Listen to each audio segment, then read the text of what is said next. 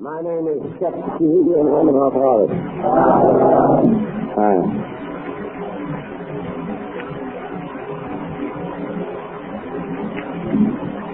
I don't know when I have felt any more grateful than I do tonight. This gang that has come down here to hear me bark for about 6 sessions officially and 16 unofficially is something else. And it's a great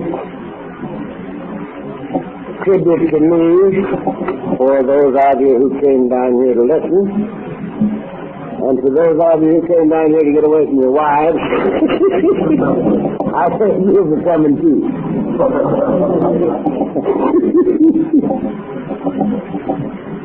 But it's a beautiful sight standing here and looking at this. You're a good bunch. And I love you. This has been an eventful week so far. I had to give a funeral on Monday in Pasadena. Chap who was 51 and who was getting an AA pitch, and right in the middle of it he went down and didn't get up.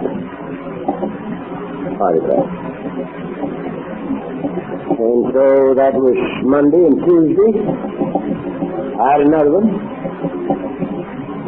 This was one of the original members of the Compton group. Came in just after it was started. Old Tex Mullet.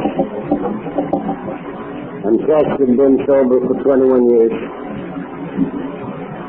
And he did it sort of the hard way because he was a compulsive gambler too. He loved to gamble, and he won and lost once in a while. The last time I knew him to be in Las Vegas, he won $17,000 on the crap table. Took it up to his wife and said, "Now you send this home." And she didn't. She put it in the safe in the hotel. And he lost them before he got out of the place. So,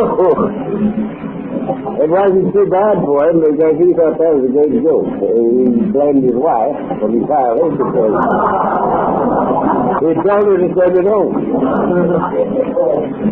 Well, next time he went up again and he left with a heart attack. So I had to put him away on Tuesday. Wednesday I got my 29th birthday cake, which is something for a tongue-chewing, babbling idiot, though. 29 years without a drink of pills. And that was pretty nice. And here to finish the week out, I have you people to share with and to be shared with. And I'm, again, very grateful to you for coming. I thought tonight we might just think a little about the problem, get started. This retreat is supposed to be in all of our affairs.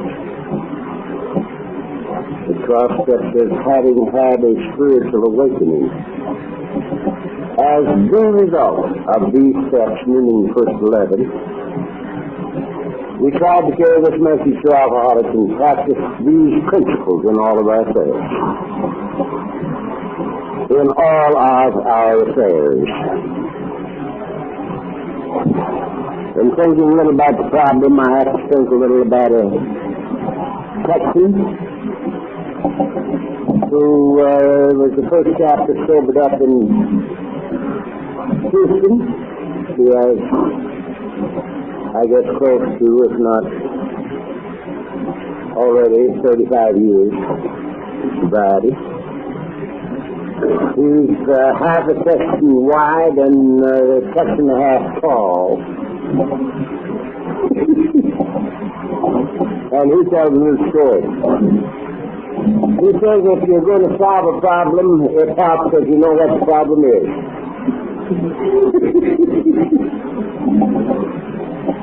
For instance, says he, I've always been afraid of dogs. He says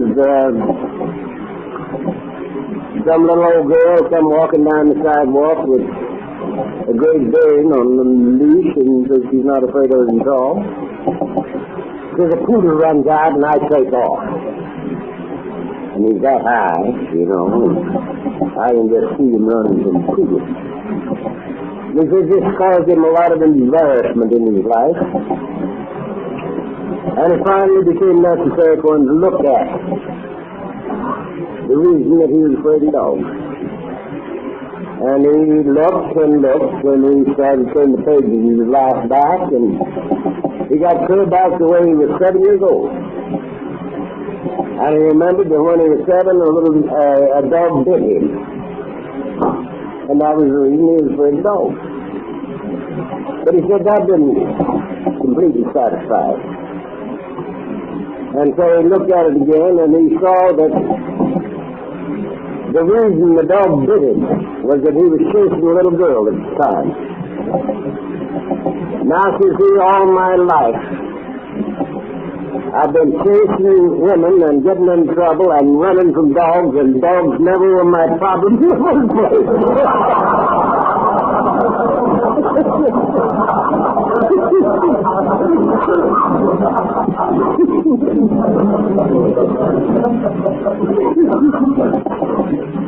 So he says it helps to know the problem. And I think it helps to know the problem. And I'm going to tell you what I think the problem is. And I'm going to tell you what I think the solution is. And there will be some of you that will not agree with my thinking, and that's perfectly all right. But if I talk, I have to say it as I see it. So, our immediate problem when we came here was booze.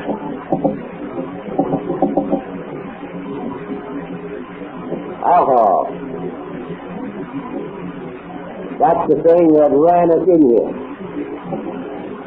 It ran me in a hurry after 25 years. Because I had used every resource I had. And I had lost the battle. So I got here at the ripe old age of 43. A failure in every department of life. Failure as a husband, a father, a businessman, a man, and a drunk. And I had run out of everything, including people, places, things, money, whiskey, and home, and everything else. And there wasn't any place else for me to go but here. However, on my last trip out, I had a very great good fortune. The bottle killed me. The bottle beat me to death. Beat me into total and absolute nothingness. And only then could I come to investigate Alcoholics Anonymous. Up until that time, there was no way that anybody could have talked me into coming here. As long as I had the power of choice, my choice was never to come to Alcoholics Anonymous, and never came, until I'd lost everything, including the power of choice. And so, I would say to you right off the bat, that the greatest single event that has ever happened in my life, and I'm 72 years old, happened in January 1946 when the bottle beat me to death. Had it been necessary for me to consciously surrender, the first time I would have died without coming to this program. There was no way that I could surrender. I had never admitted defeat one time in 43 years of life, not to God, man, woman, or the devil. The word surrender wasn't in my vocabulary. It's been bred out of me for generations. So, thank God. On my last trip out, the bottle did it for me. The roadblock was burned out. And I got to the program in a state of total abandonment of self. When I got here. And everything in the 5th chapter of this book was something I wanted to do the first time I ever heard it. The very first night when I heard this thing read, everything in it was something I wanted to do. And I'm certain it was because of the total state of abandonment of self in which I got here.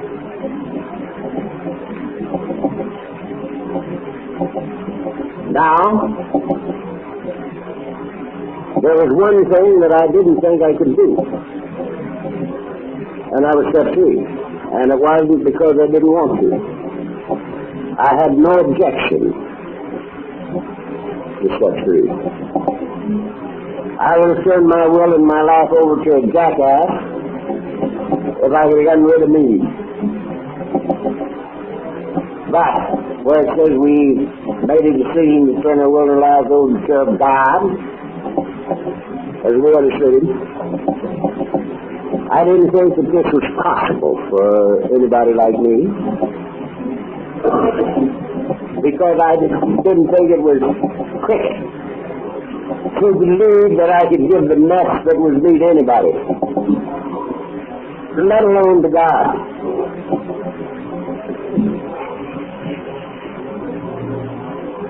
I wouldn't have taken me with a large dowry, and I didn't figure God liked me any better than I did, and I finished my guts. So I let it lay. I just let it lay. Picked up the last third of step 12 and practiced these principles in all of our affairs. Now, after attending the meeting every night for 6 months, I discovered that I was sober and had been without a drink or a pill for 6 months, which was quite a discovery, because I had attended every one of those meetings with a great fear upon me that I couldn't have this thing, that I didn't have enough left physically or mentally to get it. And after 6 months of a meeting every night, I discovered that I'm sober and have been all the time. And at that time, I started giving a little attention to step 3. Because I was thinking, well, maybe there's some way that I could come to feel that God would take a package like mine. And I couldn't get any solution to the thing. I was messing with it for quite a little while. And finally, it occurred to me, you're a father.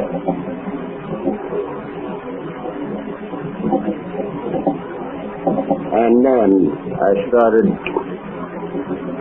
conjuring up the most heinous crimes I could imagine and laying them on these 2 boys of mine. And I let my imagination go crazy, building the worst possible kind of crimes that anybody could perpetrate. And when I got that done, I would say to myself, now, would this keep me from wanting to see my boys? Would these things make me want to cast them into perdition, to burn for eternity? And I had to say no. No. I couldn't do it. No way could I, regardless of what they did, no way could I assign them to hell. And so I came to believe that maybe the Heavenly Father, being a good guy, you know, and me an evil one, maybe he would forgive me. And I got comfortable.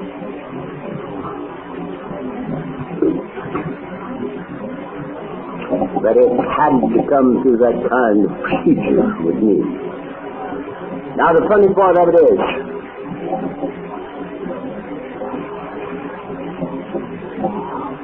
that when I discovered that I'd been sober for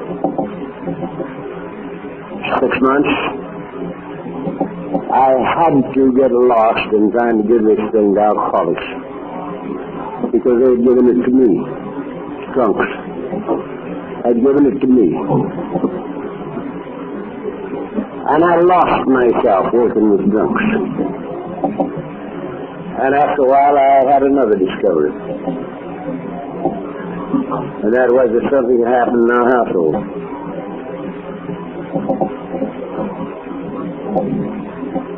A year before, Mrs. C was divorced from me. The kids wouldn't come home when I was around. The boss man was going to show me through the window if I ever stepped foot in the plant again. Had no health, no sanity, no home, no job, no nothing. And it appeared that the war was over. The household was living like kittens. And that was a good discovery. That was about a year after that year. And another 6 to 8 months went by, and I made another discovery. And that was that I was still trying to clean up my desk at the office. We talk a little about this when we talk about area in business, the practicing these principles in business. But here I was, still trying to clean up my desk at the office. And business was good. It was plumb good. And that was a pretty good discovery.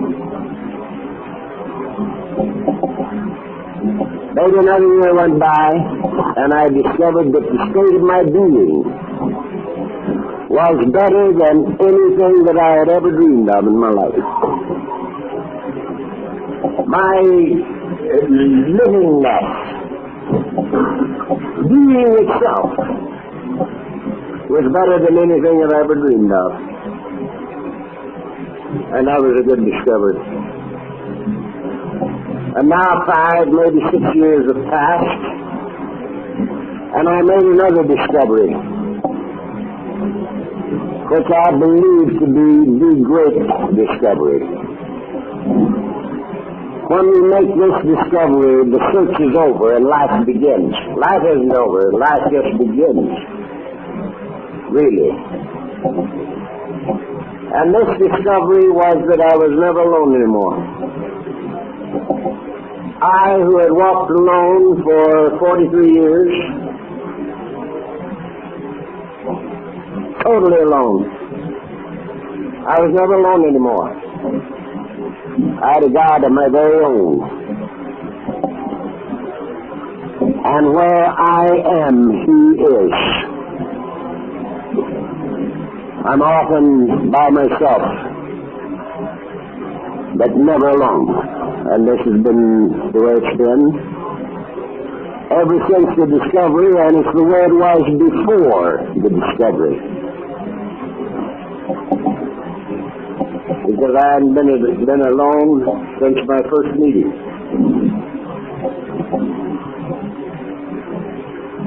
Now, I believe that this program of ours, the Alcoholics Anonymous program, is a program of uncovering, discovering, and discarding. That's the only program to me. Uncovering, discovering, and discarding.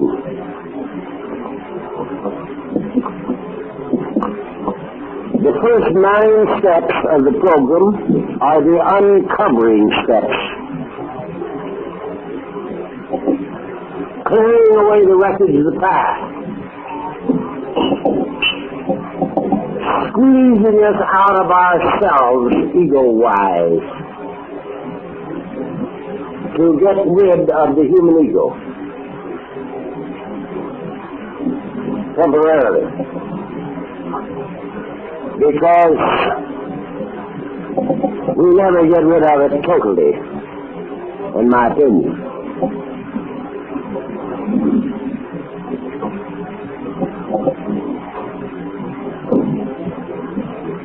I am convinced that nobody can honestly take the first 9 steps in this program without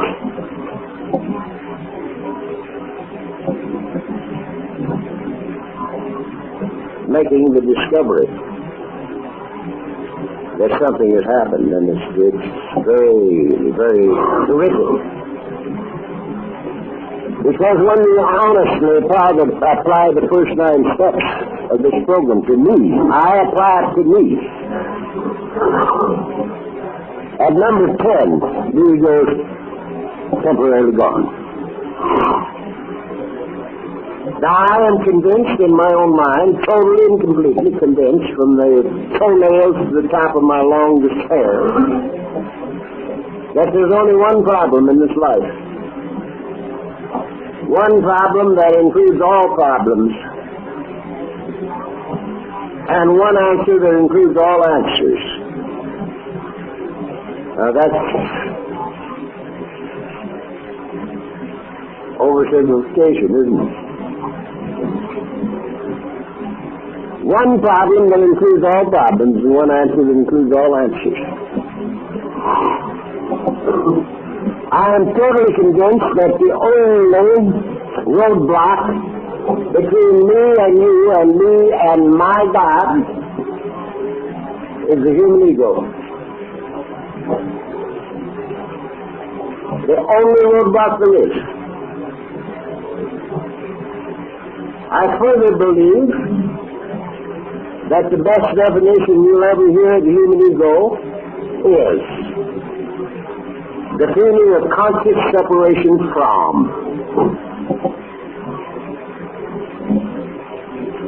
The feeling of conscious separation from. From what? From everything. From God, I like to use 3 words, life, good, God, which to me are synonymous words. Conscious separation from God, from each other, and eventually from ourselves. That is the thing that says to me, here am I, big me, little me, smart me, dumb me, rich me, poor me, against the whole world. I've got to outthink, outperform, and outmaneuver in order to eke out a miserable living out of an unfriendly universe. That's what they laid on me as a kid. The very cliches of life. The early bird gets the worm, the devil takes the high and the most, you got to be there first, this is the mostest. builds on that premise. Here am I against the whole world. That outthink, outperform, and outmaneuver. Consciously separated from each other and from God. Now I think that's the greatest roadblock there is. The only one, as a matter of fact. The only roadblock there is. Between me and you and me and my God. And that's the human ego.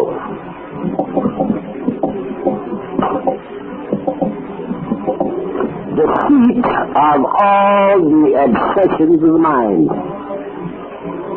That's where they come from. Now, it is also my total conviction that there is no possibility under heaven to satisfy the human ego. It is a divine impossibility.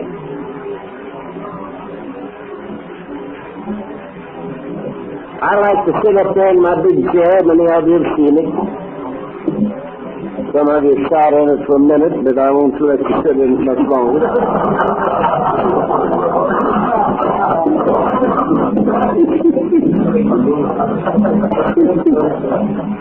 And I looked down on top of that little town, Lagoon Beach, beautiful shoreline, the channel, right straight in front of my chair is Avalon on Catalina Island. About, or maybe it's from where I live, it might be 34, 35 miles to the island. And I looked down at that water, that channel, and that 35 miles just top of it. It's deep, too. And I say to myself, suppose that entire channel was bourbon whiskey.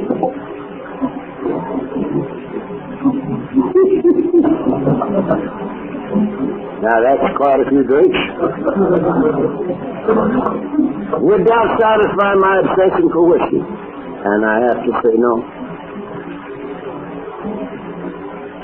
The whole damn thing could not satisfy my obsession with drink. Because when I get started drinking, before long I am flat on my back in bed drinking the clock around.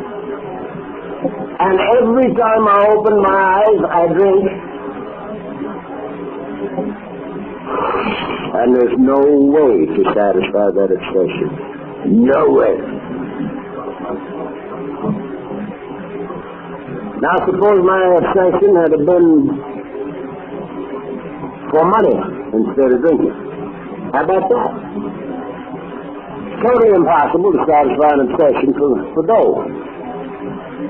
Now I had a client for many years, lived in Phoenix. He was Syrian. And the Syrians taught the Jews and the Armenians about business.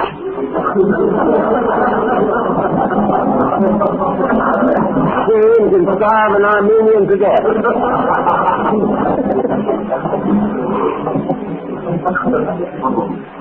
And I had this chap, and he'd gone from one head of lettuce to $35 million.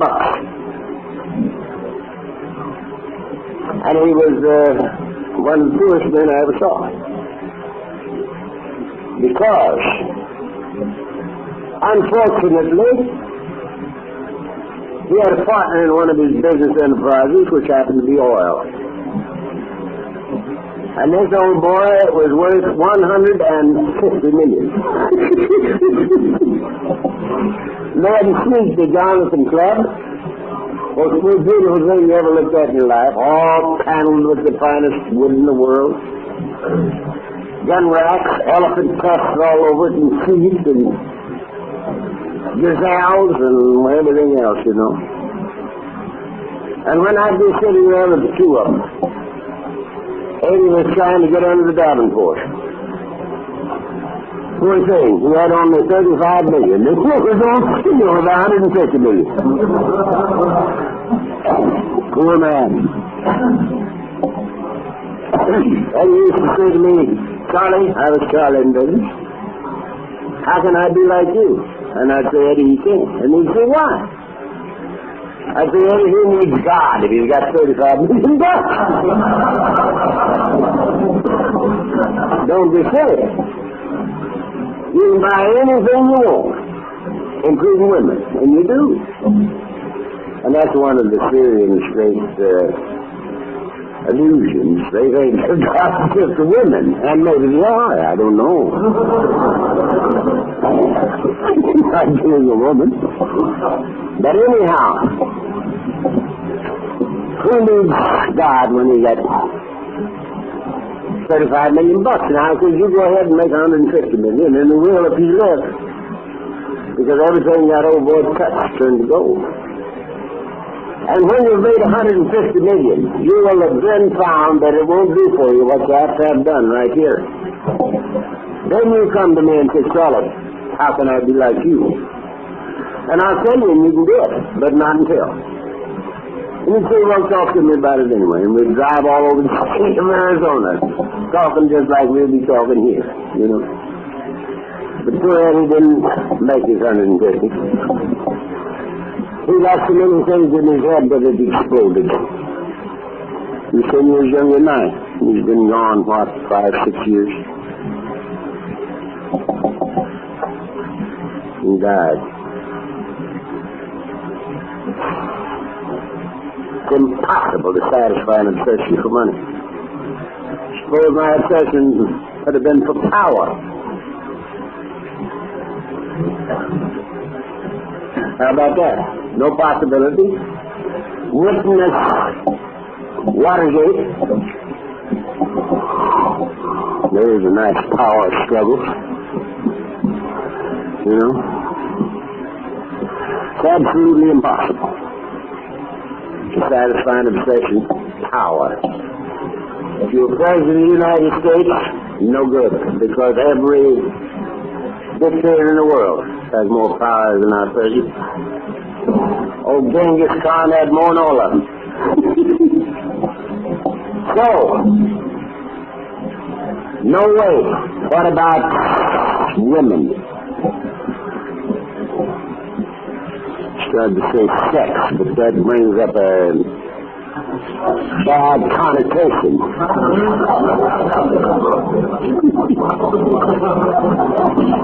I've been getting invitations lately to go up and talk to the idiots.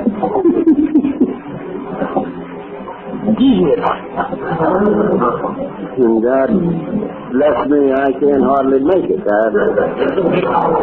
So far, I've been able to sort of have some other thing to do or get something else.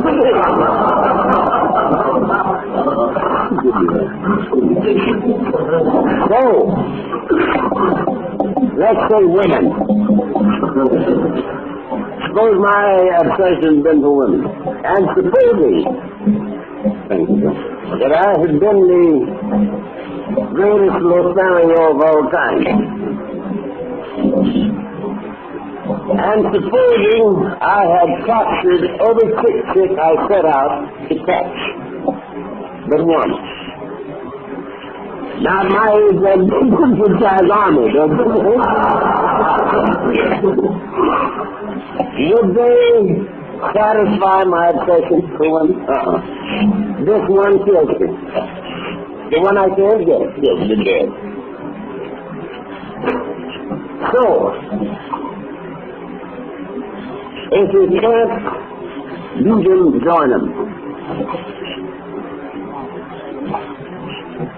We got to get rid of the obsessions of the mind. And in order to get rid of the obsessions of the mind, we have to get rid of ego. Because that's where they come from. I want, I don't want, I like, I don't like, I yeah. That's it. Now, That's the reason that the wording in this book is like it is. There's 452 pictures in the first page and 2 paragraphs, it's chapter 5. There's a lot of things said in that reading. Rarely have we seen a person fail who has failed to follow that path. Now I hear people get up here and say that they've heard their Wilson say that there's one word in the book that he would change if he was doing it again. And that would be to take out the rarely and put in never have we seen a person fail. He'll surely follow that path. Well, Bill didn't say that to anybody. Because he knew why he put rarely in there. If you had said, never have we seen a person fail who has thoroughly followed that path. I see about 4 people here at the front table looking right at me. That would have said, oh, they've never seen a failure. Well, by God, I'll show them one.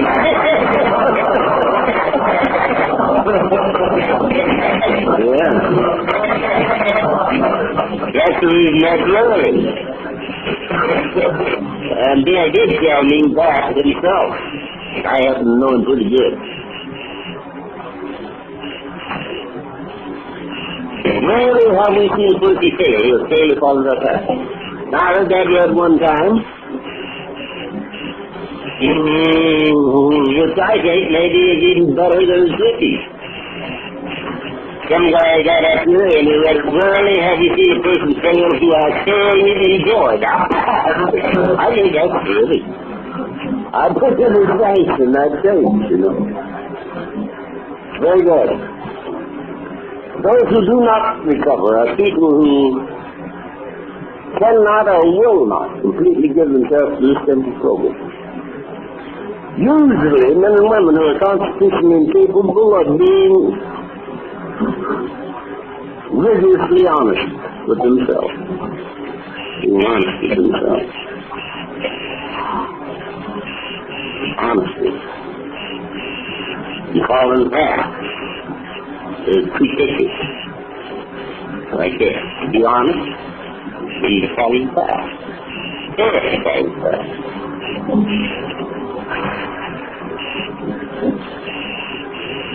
They're naturally incapable of grasping and developing a manner of living which demands rigorous honesty.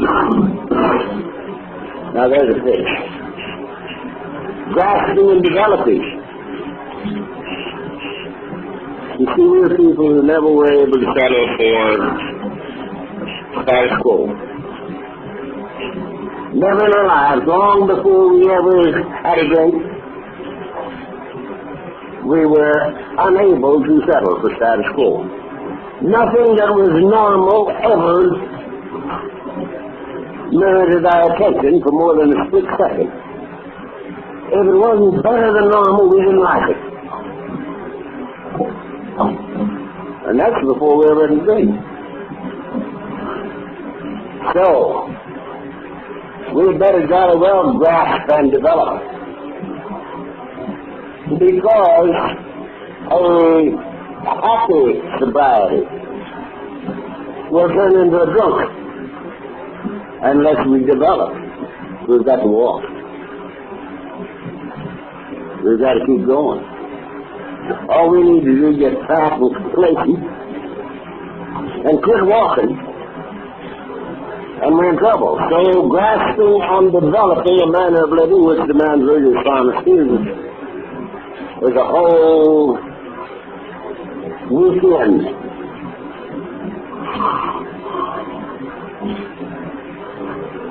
There are such unfortunates who are not at fault. They seem to have been born that way. That's the line that I'd get the hell out of there. I don't like that line because in 29 years I have had, I don't know, probably 500 people tell me that they're sure that they're naturally capable of being honest with themselves, naturally incapable of it. Well, I'm sure that if you're still breathing, there's, and you don't have a slippery those wheels missing entirely. There's no way that you can hide behind that it's sort of a thing that we use once in a while. Their chances are less than average. Those who suffer from grave emotional and mental disorders. But many of them do recover if they have the facts and be honest.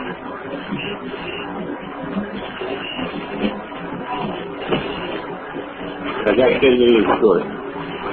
Many of you have heard it, I'm sure. But in the early days in Los Angeles, we didn't have anybody out here that had ever attended an AA meeting. And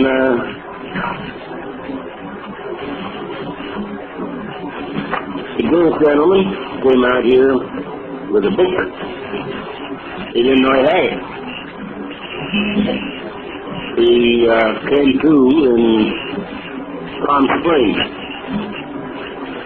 and he started looking through his luggage for some whiskey, and he found this book.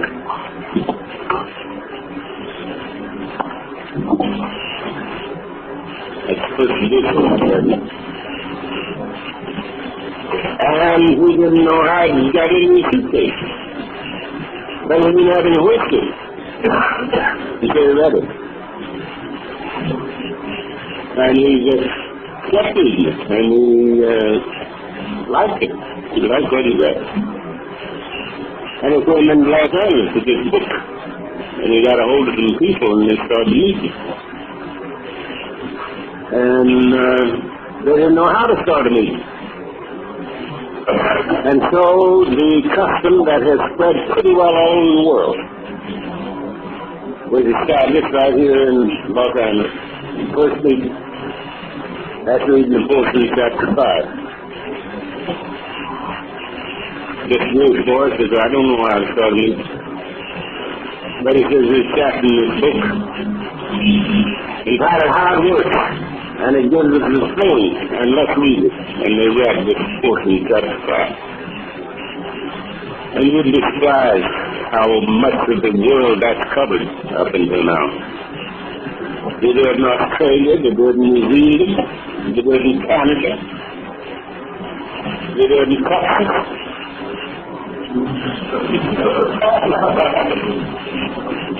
Bad for them down there.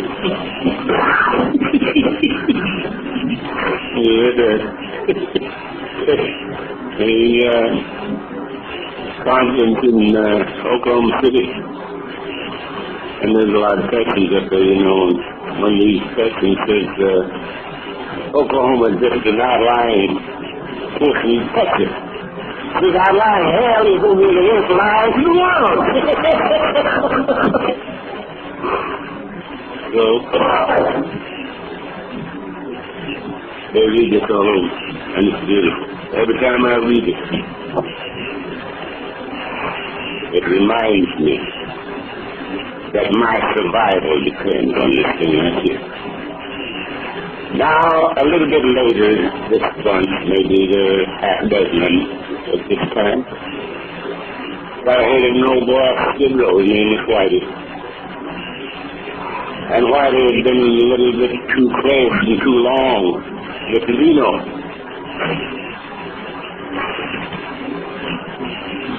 And he babbled all through the meeting. He just sit there and babble. But he was babbling.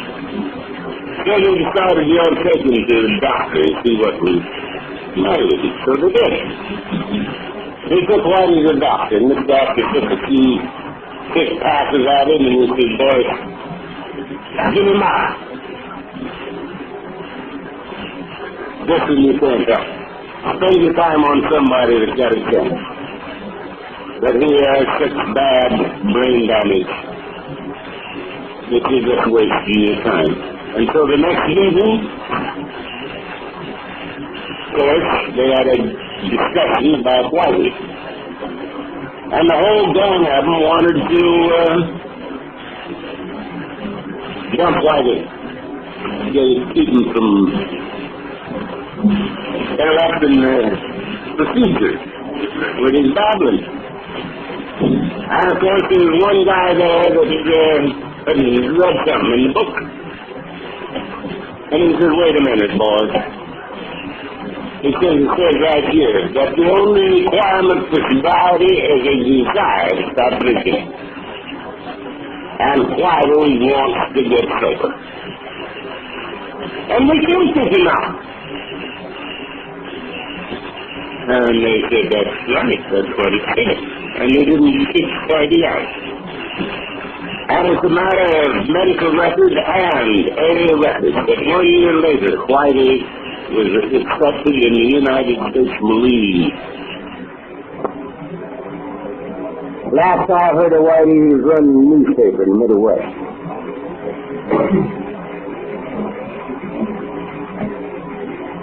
So,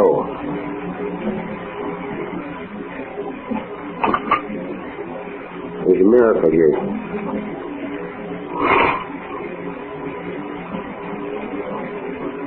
There are those who suffer from grave emotional and mental disorders, but many of these do recover if they have the capacity, to be honest.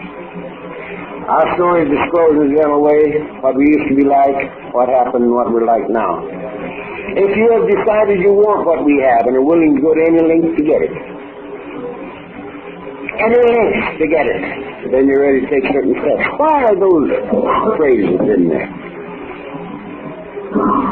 Why do we go clear back here in the first line of the second paragraph, chapter 3?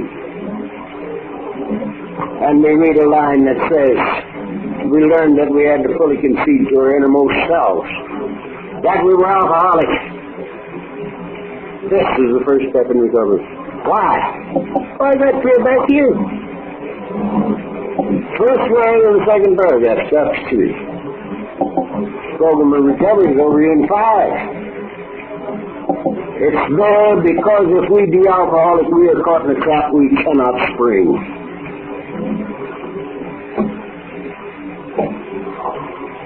We have to have help. And we can't get help until we recognize the need for it. It's impossible. We're a peculiar breed of cats. We can't hear it, we can hear it, and we can't see it, we can see. And don't make a bit of difference who's talking. For instance, a number of years back, in the state of Virginia, I spent a good deal of time with a great celebrity. Films and TV, and he and his wife were both alkies, and I was very fond of them, and I was very hopeful that something was going to happen. And we sat for almost all day in Richmond, Virginia, yapping. And this guy's wife, everything I said, she said, why, that's the way I live. That's I've known that forever. And I talk a little while longer. This is that's the way we raised our kids. This is not new to us. We know the whole thing. And they went that way all morning. Well, they didn't know that I knew that they'd just gotten out of managers. Both of them. Managers, for those of you who don't know, is a booby hatch.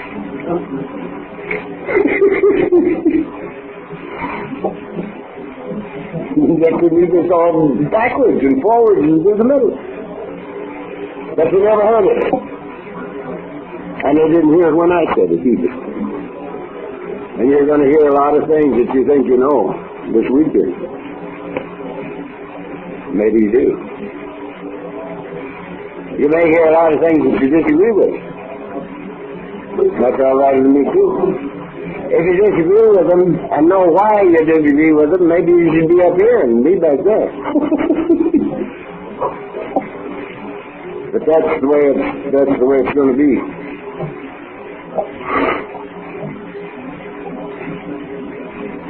The second condition, of course, is that sobriety has to come first. If you've decided you want what we have and are willing to go to any length to get it, that's top man on the totem pole. And I'm one who believes that unless and or until sobriety comes first, we can't have it. And unless it remains first, we cannot keep it.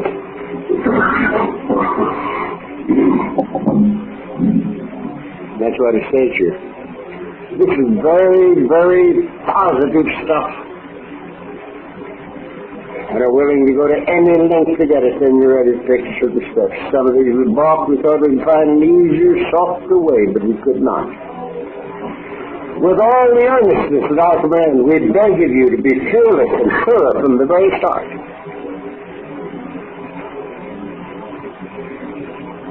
This isn't a headache we're talking about.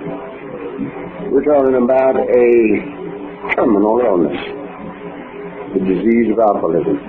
A terminal illness. That's why these things are important. Because we have to have help. And we got to recognize the need for it before we can get it, and it's got to be taught. Top man on the totem pole.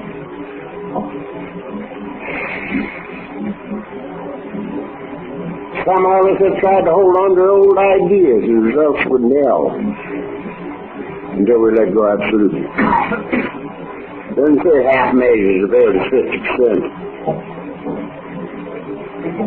10% measures avail to 10%. It says half measures avail to nothing, not a thing.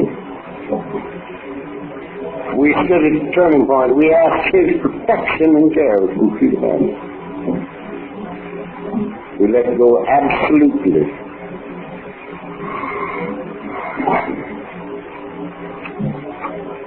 Says up here, without help is too much for us. But there is one who has all power, that one is God. May you find him now. It's beautiful. It's a beautiful thing. Now this is our problem. We're caught in a trap we cannot spring. We've already been to human help. The first time I heard these steps, 1 and 2 were a cinch. I knew that I'd lost the battle of life. I didn't know anything about alcoholism, but I knew I'd lost the battle of life. And I knew that my life was unmanageable by me, and I still know it, and it's never changed. It's still unmanageable by me. It's no problem to me.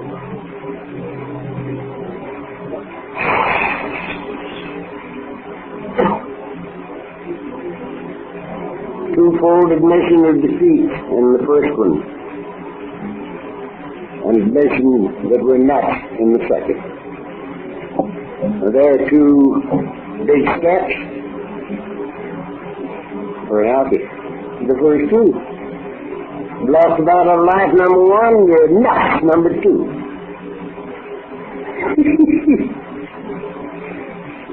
So you need help, and you need it bad. And if you're like me, you've been the preacher, the priest, the doctor, the guy that knows more psychiatry than there is before you ever got to this place. To step 3. And so you know you need help. And you can't get it from human power. So we make a decision, turn the will and lives over to fear of God. Now this is one of the things that we're going to be spending some time on. It's the most fantastic thing on the face of the earth. There's nothing that will compare with this. The thing that happens to us when we do this. Not when we read it, when we do it. To abandon ourselves completely to this simple program.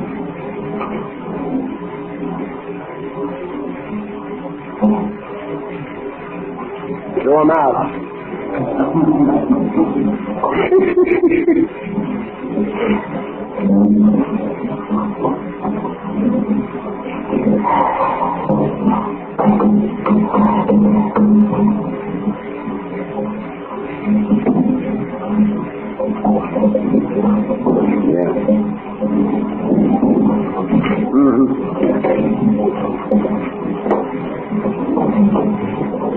Welcome, gentlemen.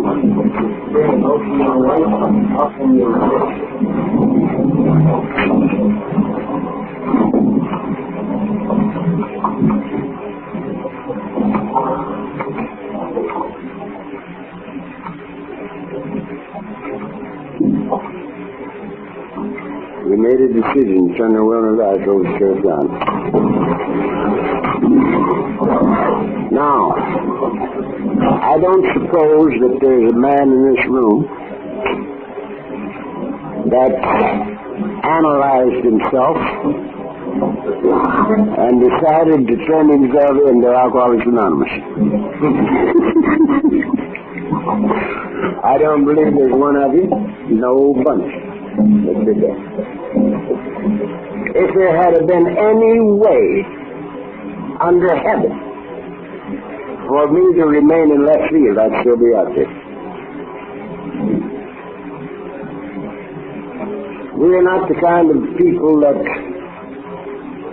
run around surrendering on every other street corner. That isn't our way of doing things.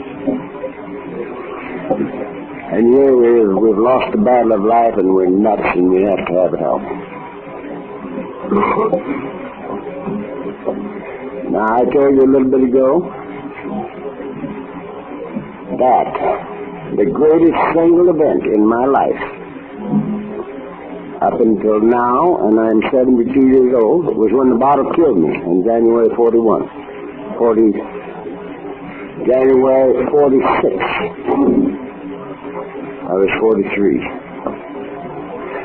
I had read Jackie Alexander's article in the Post in March of 41. Mr. Seed found it, read it, opened the right place and put it on the arm of the chair I sit in right now. And when I got home, I read it. I was 4 sheets in the wind when I read it. And I suspect I thought that was real good for you people that needed it. I imagine I did. But 5 years later,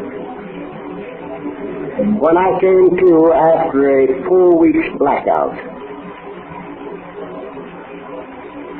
my last drunk started on the Friday before Christmas, 1945. And I came to sometime after the middle of January 46. And I don't remember the time was, but the calendar said it had been. And during that 4 weeks, the thing that had stopped me was burned out. And I accepted the fact that everything dear to me in life was gone and should be gone, and that I was not entitled to have it back. That was including my wife and my kids and my home and my job and my health and my sanity and my money. It was all gone. And I wasn't entitled to have it back. I knew I was going to die because I'd come within an ace of it. The next to the last time out. I'd fallen over on my face in the floor in the kitchen, turned blue, and they'd had to get the oxygen squad to wake me up.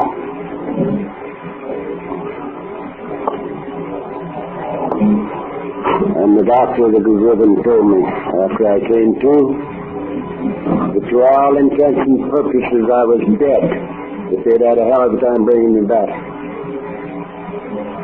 And that nobody would ever be able to bring me back again under those circumstances. And, says he, If I were you, I wouldn't do that anymore. They said that right to me. But I did it again. So I knew I was going to die, and I accepted that too. But I didn't want to die with a record. Now I want you to listen to this, because this is a little bit different than a lot of things that happen. I didn't even want sobriety for myself, because I knew I was going to die. I didn't want nothing for me. But I didn't want to die with a record. I didn't want Mrs. C and the kids to remember me as nothing but a tongue-chewing, babbling idiot drunk. And in the depths of this thing, I remembered that I'd read the article in the Saturday Evening Post. And the only two things I remembered about it was that drunks helped drunks and didn't drink. And they called it Alcoholics Anonymous. And I said to myself, if I ever live to get out of this bed, I will find Alcoholics Anonymous. And immediately the curtain dropped. Just like that. Bang, it dropped. There was no more sanity. I was sickened to death, drunk, and insane. And I had a lot of dying to do. But from the moment of commitment until right now, I've never had a drink myself.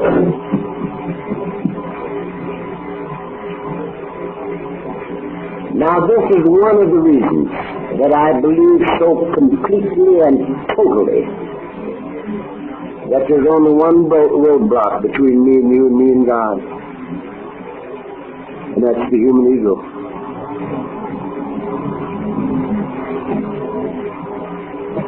The only roadblock there is.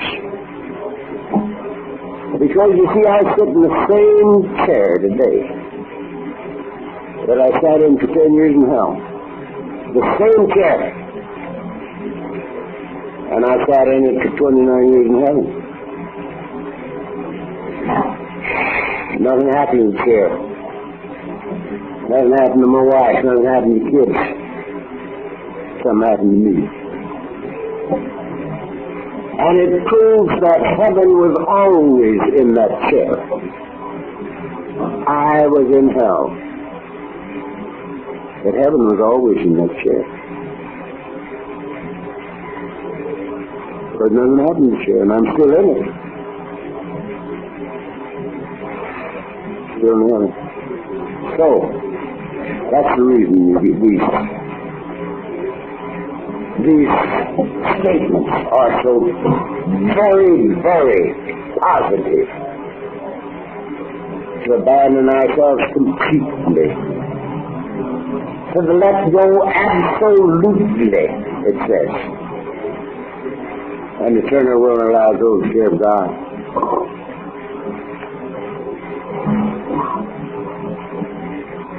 Now this is the problem. Something has to happen that we get rid of the obsessions of mind. And that's what this program of ours is all about. The American Medical Society, we have some of its most illumined members right here.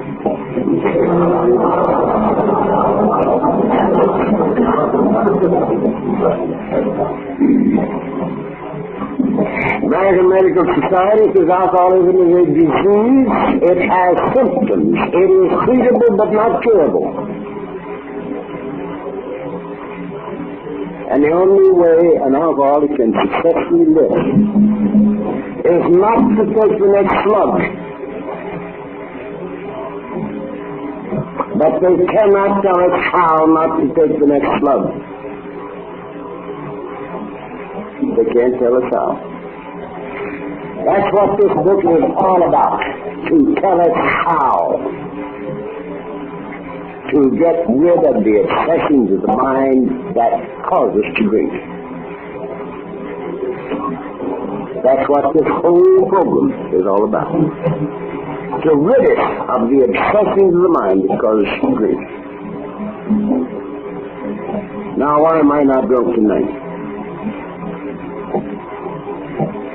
It's a good question. I'm a tongue-chewing, babbling idiot drunk. Why am I not drunk tonight? This is Friday.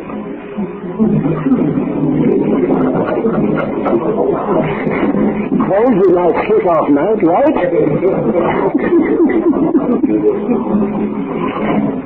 You start on the machine Thursday. You get in high gear on Friday, you pay Saturday. Right? Sober up Sunday. Taper off so you can go to work Monday. Some Sunday you taper off so you can go to work some Monday. Why am I not drunk tonight? Because I had the thing I was looking for in the bottle. And that's the only reason I'm not drunk. That's the only reason I'm not drunk. I had the thing I was looking for in the bottle. Now, what is the thing?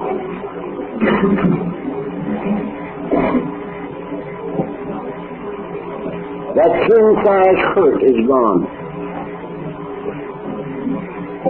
You know the king-size hurt. The kids sort of call it that hole in their guts when they're standing on the street corner and the wind's blowing through. That's what the kids call it. When I first heard him say that, I said, hey, they don't. They're meeting somebody. They heard that. They stole it from somebody that knew what he was talking about. But that ain't right. I learned that ain't right. They were the guys that coined it. Standing on the street corner with a big hole in their guts and the wind blowing through. Big hurt. That's gone. I'm not fighting me or you or life or God or the devil. I am at peace with me and with you and with my very own God. And that's the only reason I'm not drunk. When I say I am an alcoholic, it means this. That I cannot live and drink. And of myself, I cannot keep from drinking. And that's just as true right now as it was 30 years ago.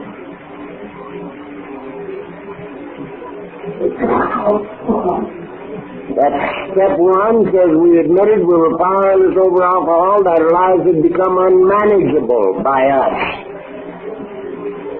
And I've looked all the way through this and through the manuscript from which this was written and through the most recent book that was printed. And there's nothing in any one of them that says that if I'm sober 10 or 12 or 29 years, my life will become manageable by me. They don't say that. I look right in there.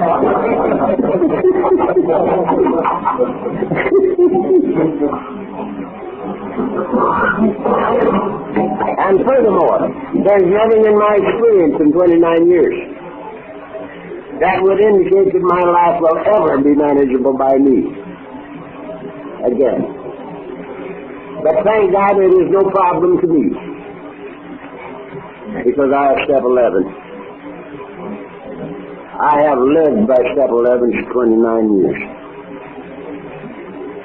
Sought through prayer and meditation to improve our conscious contact with God as we understood it, praying only for knowledge of His will for us and power to carry it out.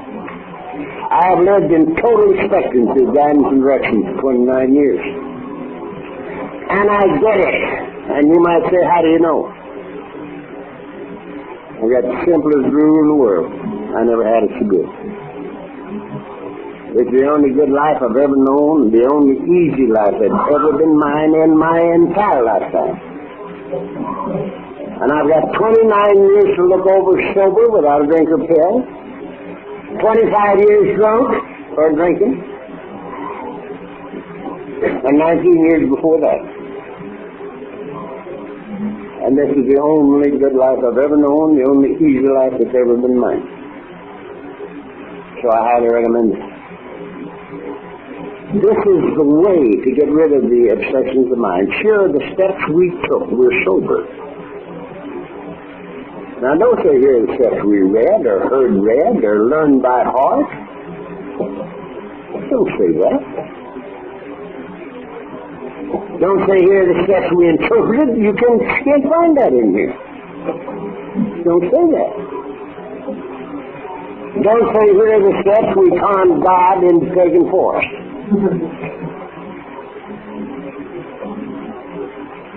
There have been a few people around this neck of the woods that were experts on interpreting the text. There's one guy out in the valley there for a while. They were selling interpretations of the text and teaching interpretations of the text. And then he got drunk.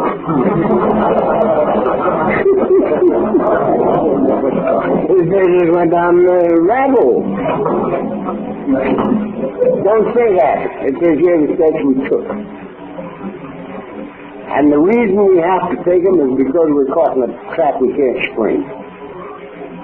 We have to have help and can't get help until we recognize the need for it. Now,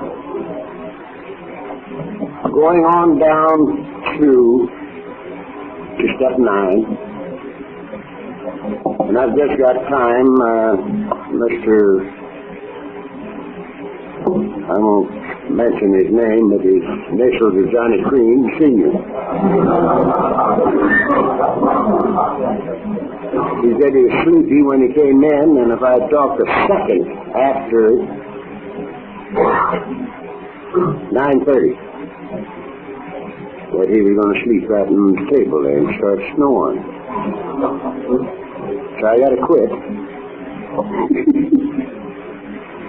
But very quickly, the first 3 steps of decision.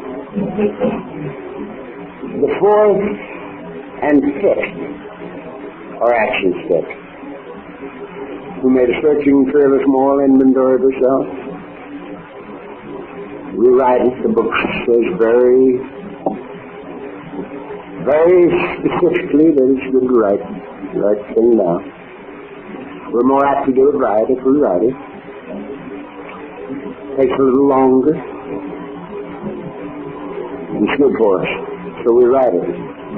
Now it's a moral inventory, so we don't have to write every time we turn left when we should have turned right. It don't mean that we have to put down everything we ever stole, or every lie we ever told, or every time we ever got drunk. That does not what it means. It means to write down enough that we can see the motivation for what we have done up until now. The motivating force in our lives, and of course, if we want to get real simple, the whole thing will boil down to obsessions of the mind, which is the ego. Every one of them will boil down to trying to satisfy the human ego, which cannot be done. So we write it down, then we share it. Share it with God, ourselves, and another human being. Another human being is the thing that really sets us up for the kill. I can invent to God and to myself hidden the privy. Nobody knows but me and God. But if I have to spread this dirty linen out before another human being, man, if he's got any ego left after that, he's done it. That's an ego buster. And so we've written it and shared it, and now we've become willing to give it away, and we give it away. Again, we got 2 action steps in there. These next 2 are not action steps. They're again decisions. Now I find people all over the world beating their brains out, trying to get rid of their obsessions of the mind. Their defects of character. I bet you there have been 1,000,000 hours spent in arguing over why step 6 has We're entirely ready to have God remove all these defects of character, and step 7 says, humbly ask Him to remove our shortcomings. And there have been 1,000,000 hours spent on what's the difference between shortcomings and defects of character. You know? It's supposed to be different. I asked Bill. He says, I don't know. He says, I think I didn't want to end 2 lines right next to each other with the same words. He said, you mean the same thing.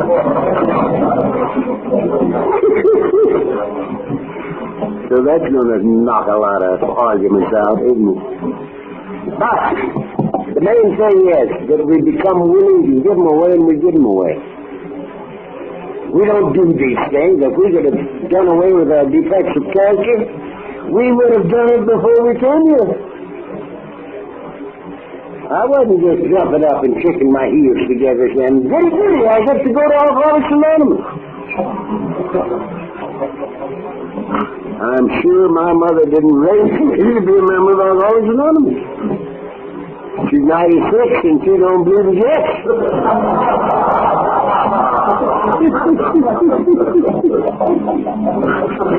She's still around.